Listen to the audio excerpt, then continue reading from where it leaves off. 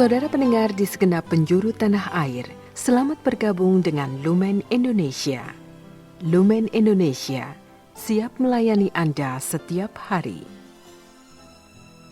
Saudara terkasih, marilah kita bersatu dalam Tuhan kita Yesus Kristus yang tidak berubah dahulu, sekarang, dan selama-lamanya. Allah Sang Maha Rahim mengasihi dan menerima sebagaimana adanya kita. Allah Bapa kita di surga senantiasa bersedia menolong, menghibur, dan meneguhkan kita dalam menghadapi segala permasalahan hidup sehari-hari.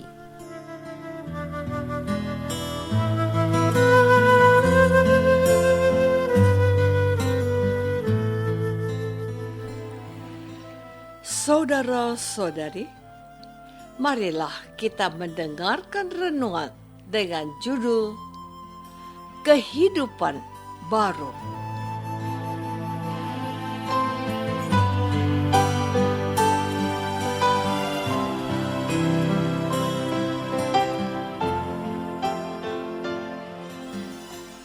Yang berdasarkan pada Injil Yohanes bab 4 ayat 13 dan 14a-b.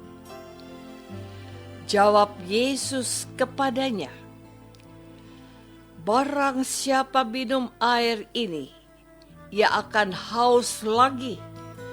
Tapi barang siapa minum air yang akan kuberikan kepadanya, ia tidak akan haus untuk selama-lamanya.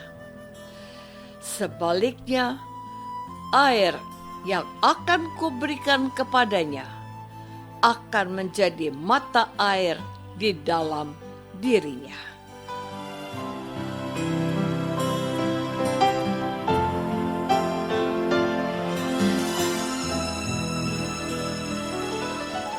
Dalam nama Bapa dan Putra dan Roh Kudus. Amin. Saudara-saudari terkasih dalam nama Tuhan Yesus Kristus. Hari ini adalah hari Minggu Prapaskah yang ketiga. Itu berarti kita sudah memasuki pertengahan masa Prapaskah yang memberikan kita kesempatan yang istimewa untuk bertobat, yakni dengan menjalani kehidupan yang baru. Bacaan Injil yang disajikan pada hari ini pun sangat panjang. Tentu ada harapan. Lewat bacaan Injil yang panjang ini dapat membantu kita sehingga iman dan tobat kita pun semakin mendalam. Untuk itu, kita perlu melihat beberapa hal penting. Pertama, percakapan antara Tuhan Yesus dengan perempuan Samaria. Percakapan itu terjadi di sumur Yakub. Yakub adalah orang tua dari ke-12 suku-suku yang ada di Israel. Nama Israel sendiri merupakan sebutan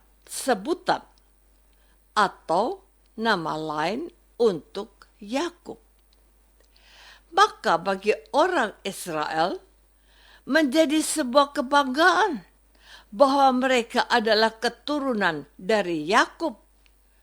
Namun, bukan Yakub yang ditonjolkan, melainkan air sumur yang memberi kehidupan dan menghilangkan dahaga. Yesus memancing perempuan itu dengan berpura-pura minta air. Tetapi perempuan itu merasa Yesus tak pantas berbicara, apalagi meminta air. Sebab Yesus orang Yahudi, sementara dia orang Samaria. Saudara-saudari terkasih, Poin penting kedua dari Injil hari ini adalah Yesus ingin membawa perempuan itu kepada suatu pemahaman baru bahwa ada yang lebih besar dari Yakub, yakni Yesus. Ada pesan penting yang mau Yesus katakan, ialah air dari sumur Yakub yang dibangga-banggakan oleh semua orang Israel hanya memuaskan rasa dahaga untuk sesaat. Ada air yang membuat manusia tidak lagi dahaga, yakni air kehidupan, hanya berasal dari Yesus. Air kehidupan yang Yesus berikan akan membawa kepada kebaikan dan keselamatan. Dan kita memahami bahwa air kehidupan yang berasal dari Yesus itu adalah karunia Roh Kudus. Sebab air dari sumur Yakub itu tidak akan pernah membuat manusia bebas dari rasa haus. Selain itu, air sumur Yakub itu bisa sewaktu-waktu habis atau kering. Sementara air kehidupan yang berasal dari Yesus, yakni Roh Kudus, tidak akan pernah kering. Sebab Roh Kudus adalah satu dari pribadi Allah yang memberi kegembiraan, sukacita, dan kebahagiaan batin. Saudara-saudari terkasih, lewat kisah perempuan Samaria di sumur Yakub ini, Tuhan Yesus mengajarkan kehidupan baru. Pertama, tokoh-tokoh perjanjian lama yang dihormati dan diagung-agungkan oleh orang Israel hanya menjadi bayangan dari tokoh besar yang sesungguhnya akan datang dan digenapi dalam diri Tuhan Yesus. Dengan kata lain, tokoh besar dalam perjanjian lama termasuk Yakub hanya pengantara yang membawa manusia berjumpa dengan Yesus. Poin yang kedua adalah bahwa air sumur dan semua air yang ada di muka bumi ini hanya menghilangkan rasa haus untuk sesaat. Hanya Tuhan Yesus yang lewat Roh Kudus-Nya mampu memberi air kehidupan, air yang membawa manusia menuju keselamatan.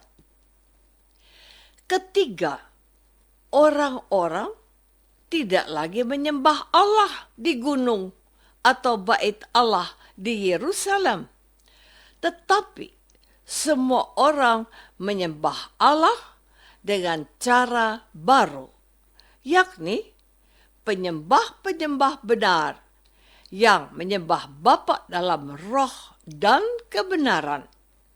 Sebab Bapa menghendaki penyembah-penyembah demikian.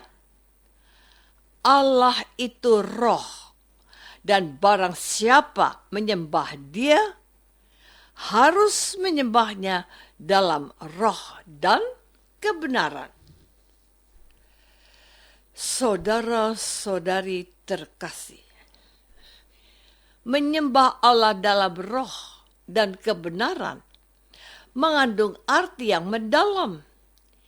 Kita tahu bahwa orang Israel begitu terikat dengan bait Allah. Mereka memperlakukan bait Allah seakan-akan sama dengan Allah. Maka Yesus mengingatkan bahwa pada saatnya orang tidak hanya bisa berdoa di bait Allah, gereja, atau kapel. Sebab Allah tidak dibatasi oleh ruang dan waktu. Bait Allah atau gereja tidak dapat menampung Allah, termasuk dunia ini yang maha luas ini. Namun, bukan berarti kita tidak perlu ke gereja. Yang kita ubah adalah cara pandang kita terhadap Allah. Yang paling utama dan dikehendaki oleh Tuhan Yesus adalah bagaimana hati, pikiran, perasaan, dan seluruh diri kita sungguh-sungguh tertuju hanya kepada Allah. Sebab sering terjadi kita berada di gereja, tetapi pikiran dan hati kita berada di tempat lain, sehingga tidak ada perbedaan saat kita masuk gereja dan keluar gereja. Sebaliknya, kalau kita benar-benar menyembah Allah dalam roh dan kebenaran, maka kita akan menyiapkan diri secara khusus untuk bertemu dengan Allah dan sungguh-sungguh berusaha supaya saat berdoa kita dapat mengalami kasih Allah.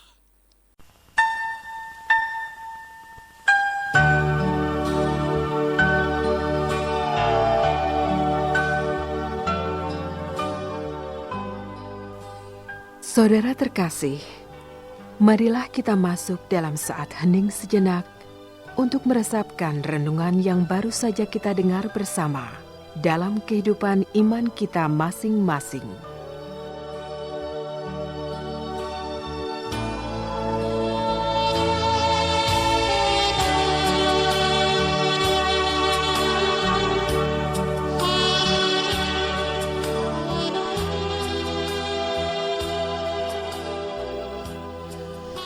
Apakah selama ini kita sudah menjalani kehidupan baru yang dikehendaki Yesus dengan cara menyembah Allah dalam roh dan kebenaran?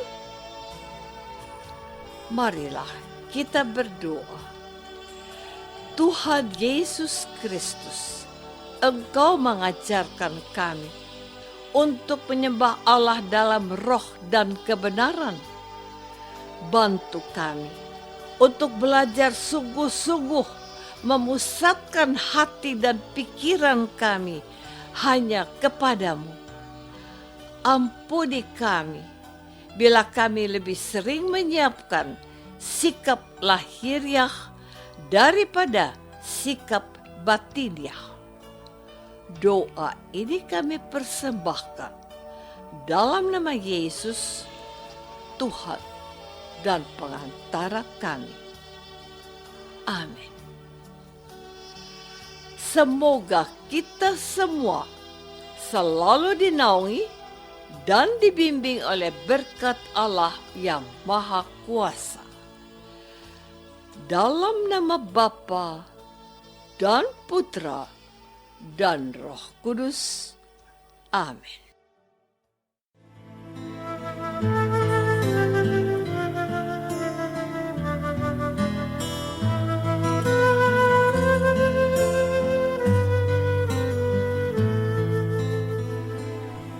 Dengan penuh kasih dan sukacita, Lumen Indonesia mengundang saudara-saudara seiman di segenap penjuru tanah air.